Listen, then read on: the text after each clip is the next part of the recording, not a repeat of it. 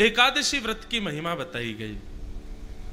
बंधुओं, वैष्णव की 3 निष्ठाएं होती हैं। यदि आप वैष्णव हो तो ये 3 निष्ठाएं आपके जीवन में होनी अति अनिवार्य है। पहली, नाम निष्ठा।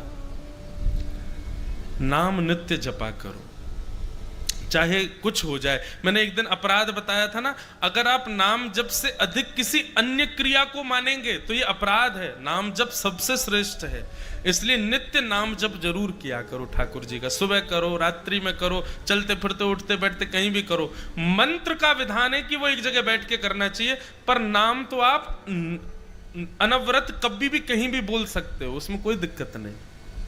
नाम जप, ये पहली निष्ठा है। दूसरी निष्ठा, तुलसी। या तो आपके कंठ में तुलसी हो या आपके अंग के कहीं भी, वैसे तो सबसे ज्यादा श्रेष्ठ गले को ही माना, कंठ में तुलसी का स्पर्श होना चाहिए। ये दूसरी वैष्णव की निष्ठा है। कंठी जरूर पहनो गले में, लेकिन फिर उसके बाद याद रखना, दूषित नहीं खा सकते आप कुछ भी। या तो ये प्रण ले लेना कि हम कुछ नहीं खाएंगे और कहीं और यदा कदा कभी चल जाएगा, कोई दिक्कत नहीं, तो कंठी उतार देना, मत पहनना। उसको पहनो तो फिर पूर्णता से ये बात निश्चित कर लेना, कंठ में जो जाए वो शुद्ध ही जाना चाहिए। और तीसरी निष्ठा होती है वैष्णव की एकादशी व्रत की निष्ठा। एकादशी के दिन बंधुओं अन्न में पाप का निवास होता है, इसलिए उस दिन अन्न का सेवन करना शास्त्रों में वर्ज्य बताया गया। परंतु 60 वर्ष से ऊपर के वृद्ध ज्यादा हो गए हों या बहुत छोटे बालक हों और अत्यंत रोगी व्यक्ति यदि घर में हैं तो उनको व्रत ना करें तो चलेगा। परंतु आप बढ़िया हो, मुष्टुंडे बने हुए हो, बढ़िया हत्ते तगड़े हो, खा पी के खूब आनंद कर रहे हो, कोई दिक्कत नहीं है, तो अगर एकादशी नहीं करोगे तो पाप लगेगा। अच्छा, एक बात और, एकादशी के दिन व्रत ना करने से कौन सा पाप लगता है? आपने जितने अपने पूर्व के पापों को गंगा स्नान से, तीर्थ यात्राओं से नष्ट कर दिया है, वो नष्ट हुए पाप पुनर्जागृत हो जाते हैं एकादशी के दिन अन्न सेवन करने से। समझ में आई बात? कोई नवीन पाप नहीं लगेगा, पर यदि आपने कोई पूर्व में पाप किए और उनको नष्ट कर दिया ये न केन प्रायश्चित्तों से, परंतु एकादशी के दिन यदि आप व्रत नहीं करते हैं, अन्न खाते हैं, तो फिर वो पुनर्जागृत हो सकते हैं। अब जिसको पता ही नहीं है उसको तो कुछ नहीं होता होगा, लेकिन अब आपको पता चल गई है, यहाँ पंडाल में जितने बैठे लोग सबको पता चल, अब तो आपको करना पड़ेगा, अब आप पे कोई और चारा नहीं है। पर बंधुओं, कई बार ऐसा होता है कि ऐसे ऐसे लोग मिलने आते हैं, उनके घर वाले उनको जबरदस्ती खिलाते हैं, उनके घर वाले जबरदस्ती प्याज लहसुन बनाते हैं, क्या करें भाई? देखो, मैंने फिर वही बात कहूंगा, नाटक करना हम पे बहुत अच्छा आता है। एकादशी दिन वाले दिन ऐसा नाटक करें, हम डाइट पे हैं, आज हम केवल फल खाएंगे सुबह से शाम, हमको डॉक्टर ने कहा है। एकादशी के रूप में नहीं सही, डाइट के रूप में सही, फल खा लो, लेकिन एकादशी व्रत करो। एक बड़ी सुंदर कथा मैं कभी कभी सुनाता हूं। श्री नामदेव जी महाराज, वो एकादशी व्रत के इतने बड़े निष्ठावान थे, वो खुद तो करते ही थे, उनको यदि पता चल जाए कि किसी के घर में रोटी बन रही है तो उसके घर पहुंच जाते थे, चूल्हे में जाके पानी फेंक आते थे, बोले रोटी नहीं बनेगी आज, आज एकादशी है। अरे तो तुम अपने घर में करो, हमको क्यों रोक रहे हो? बोले नहीं, अगर मुझे पता चल जाएगा कि कोई रोटी खा रहा है तो मैं उसको खाने नहीं दूंगा, आज एकादशी है, आज व्रत करो। एक बार भगवान उनकी परीक्षा लेने के लिए एक ब्राह्मण का रूप धारण करके पहुंच गए,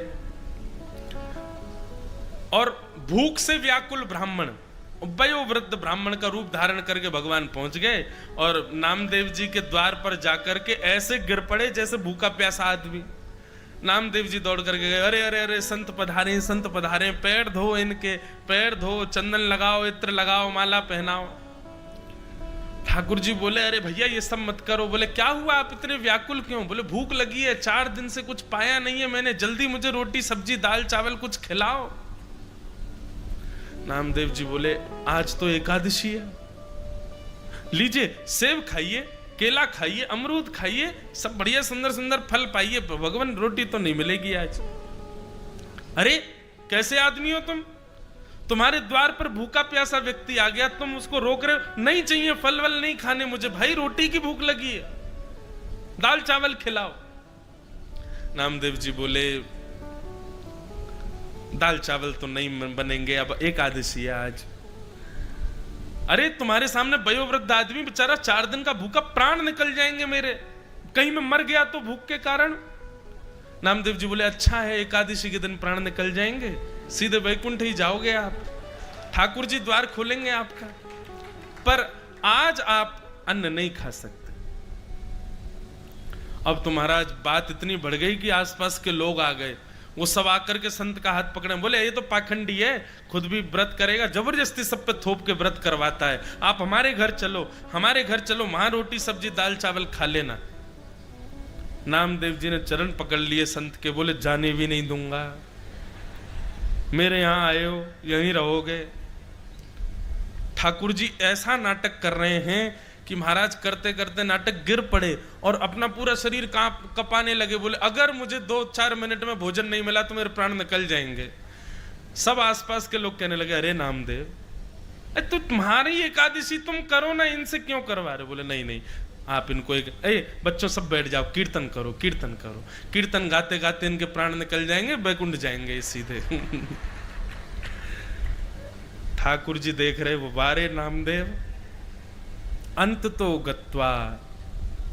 ठाकुर जी ने ऐसा नाटक किया कि जिस ब्राह्मण शरीर में गए थे उसके प्राण निकल ही गए, और जैसे ही प्राण निकले आसपास के लोग सब चिल्लाने लगे, चीखने लगे, नामदेव जी को भला बुरा कहने लगे, अरे तेरी भक्ति पर कलंक लग गया, तेरे द्वार पर आकर के एक संत मर गया, भूखा प्यासा बेचारा बिलबिला रहा था, दूसरों पर थोपता है अधिकार, अरे जा निकल जा हमारे गांव से, ऐसी भक्ति का क्या फायदा?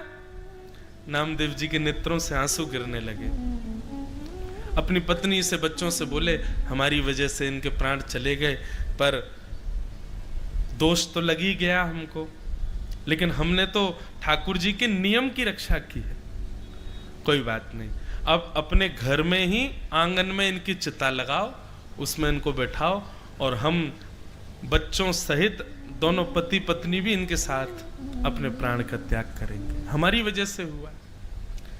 महाराज चिता लगाई, चिता पर उस ब्राह्मण के शव को रख दिया, एक तरफ पत्नी बैठी गोद में बच्चों को ले लिया, एक तरफ नामदेव जी बैठे दूसरे बालक को गोद में ले लिया, और हरिश शरणम ठाकुर जी का कीर्तन करने लगे। एक लकड़ी में आग लगा करके स्वयं ही उस चिता में जैसे ही लगाने लगे, चिता में अग्नि लग गई, लग करके जैसे ही वो लपट ब्राह्मण के कमर को छूने लगी, भगवान ही थे ब्राह्मण थोड़े ही थे, जैसे ही ठाकुर जी को नेप ताक लगा, ठाकुर जी तो तुरंत उठ करके बैठ गए, और बैठ करके नामदेव जी को गले से लगा के बच्चों को गोद में लेकर के तुरंत चिता से बाहर कूद गए ठाकुर जी। सब देखते रह गए, और देखते ही देखते वो ब्राह्मण साक्षात पंडरीनाथ श्री विठ्ठल भगवान के रूप में प्रकट हो गए, और नामदेव जी को अपने हृदय से लगा करके वहां से अंतर्ध्यान हो। सब बोले अरे ब्राह्मण कहाँ गया? नामदेव जी बोले ब्राह्मण कोई नहीं था, वो विठ्ठल भगवान ही परीक्षा लेने आए थे मेरी एकादशी की। तो एकादशी जो है बंधुओं, ठाकुर जी को कोई फर्क नहीं पड़ेगा कि आप व्रत करो मत करो, पर उस दिन अन्न में पाप का निवास है, इसलिए शास्त्र आज्ञा करते हैं कि व्रत करो। अब देखो हम वृंदावन से हैं, वृंदावन के कई संप्रदायों में एकादशी नहीं होती, जैसे हरिदासी हरिवंशी, वहां पर एकादशी व्रत का महत्व नहीं है, क्योंकि वहां भाव प्राधान्य है, वहां नियम प्राधान्य नहीं है। जगन्नाथपुरी में एकादशी नहीं होती, लेकिन उसके पीछे कारण है। जगन्नाथपुरी में एकादशी क्यों नहीं होती? क्योंकि जगन्नाथपुरी में ऐसा नियम है कि वहां की रसोई में बनने वाला जो महाप्रसाद है वो कोई व्यक्ति नहीं बनाता है, कोई मानव नहीं बनाता है, स्वयं लक्ष्मी जी बनाती हैं, और लक्ष्मी जिसका स्पर्श कर दे उसमें पाप कभी नहीं रह सकता। इसलिए एकादशी के दिन आप महाप्रसाद जगन्नाथपुरी का पा सकते हो। अगर आप जगन्नाथपुरी में हैं एकादशी के दिन, तो बाहर पाओगे होटलों पे तो आपको पाप लगेगा, लेकिन मंदिर का प्रसाद आप पा सकते हो, उसमें कोई दोष नहीं। ठीक वैसे ही वृंदावन के कुछ प्रणालियों में कई संप्रदायों में एकादशी का विधान नहीं है, क्योंकि वहां भाव ऐसा है कि कल दशमी थी, कल ठाकुर जी का भोग लगा, तो उस समय अन्न जब प्रसाद था तो आज एकादशी होने पर वो प्रसाद में पाप कैसे आ गया, वो इस बात को स्वीकार नहीं करते। और दूसरी बात यह है कि वृंदावन के कई सेवा प्रणालियों में ठाकुर जी व्रत नहीं करेंगे, ठाकुर जी के लिए तो बढ़िया सामग्री बनेगी और ठाकुर जी ने प्रसाद ले भोग लगा दिया तो उसमें पाप कैसे रह सकता है, इसलिए उसको पा लेते हैं। तो इसका एक ही उपाय है, जगन्नाथपुरी जाओ तो महाप्रसाद पालो, कोई दिक्कत नहीं। वृंदावन जाओ, आप राधा वल्लभ जी से, बिहारी जी से या ऐसे स्थानों पर जहां एकादशी नहीं है वहां से यदि प्रसाद मिले तो उस प्रसाद का तिनका स्वरूप आप पालो, बाकी शेष आप बाद में पा लेना, कोई दिक्कत नहीं। इतनी मर्यादा आप कर सकते हो। पर आप विदिशा में रहते हो, भोपाल में रहते हो, और क्या सागर में रहते हो, कहीं कहीं रहते हो जहां पर ऐसा कोई विधान नहीं है, ऐसा कोई भाव नहीं है, वहां तो एकादशी आपको करनी पड़ेगी। समझ में आई बात? तो ऐसे एकादशी व्रत का महत्व बताया गया।